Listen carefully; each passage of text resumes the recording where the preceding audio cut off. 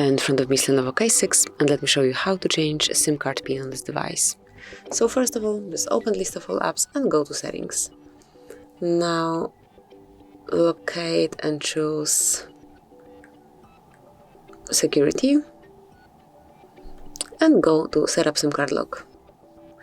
And select change SIM pin if you want to do it, provide the current one, click on OK, and then enter a new one, the one that you would like to have from now on.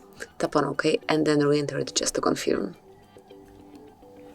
And that's it. As you can see, SIM pin has been changed, so that would be all. This is how you can smoothly and easily change SIM card pin. Thank you for watching.